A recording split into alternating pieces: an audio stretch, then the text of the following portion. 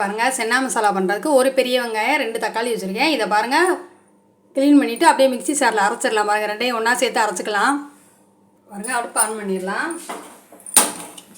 சட்டி அடுப்பில் வச்சிடலாம். பாருங்கள் சட்டி நல்லா சூடாகட்டும். ஒரு 3 ஸ்பூன் அளவு எண்ணெய் சேர்த்துக்கலாம்.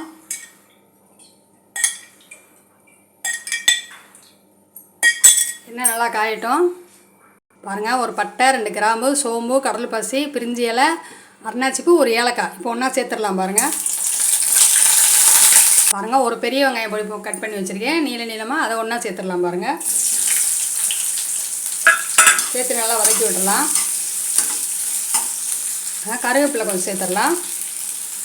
இஞ்சி பூண்டு பேஸ்ட்டு பாருங்கள் 1 ஸ்பூன் அளவு அரைச்சி வச்சுருக்கேன் அதை சேர்த்துடலாம். சேர்த்து நல்லா வதக்கி விட்டுடலாம். பாருங்கள் இப்போ 2 தக்காளி அந்த ஒரு பெரிய வெங்காயம் அரைச்சோம்லாம் மிக்சியில் அந்த பேஸ்ட்டை சேர்த்துக்கலாம்.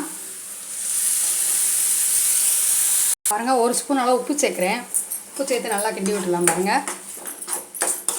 பாருங்கள் இப்போ மசாலா பொடி சேர்த்துடலாம்.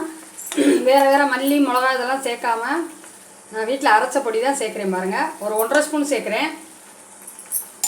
சேர்த்து அப்படியே வதக்கிடலாம். பாருங்கள்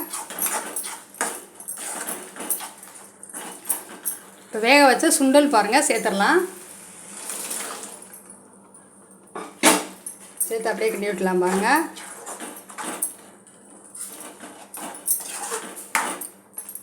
அடுப்பை இப்போ சிம்மில் வச்சிடலாம். அப்படியே நல்லா பச்சை வாசம்லாம் போய் கொதிச்சு ட்ரை ஆகி வரட்டும். பாருங்கள் சூப்பரான சுவையான சன்னா மசாலா ரெடி ஆகிடுச்சு. இப்போ பொடியாக மல்லித்தலை கட் பண்ணது மேலால் தூவிடலாம். பாருங்கள்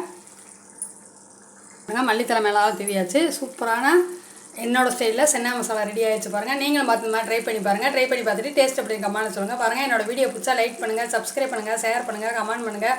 இப்போ பாருங்கள் அடுப்பு ஆஃப் பண்ணிடலாம். பாருங்கள் வேறு பாத்திரத்தில் மாற்றிக்கலாம். பாருங்கள்